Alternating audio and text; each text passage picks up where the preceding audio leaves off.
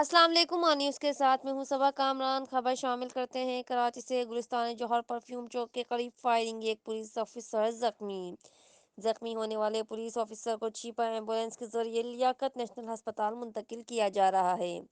زخمی ہونے والے پولیس آفیسر کی شناخت غلام مرتضی راؤ ولد محمد نامعلوم عمر 65 سال بتائی جا رہی ہے۔ ڈی ایس پی سیکورٹی 1 میں تعینات ہیں۔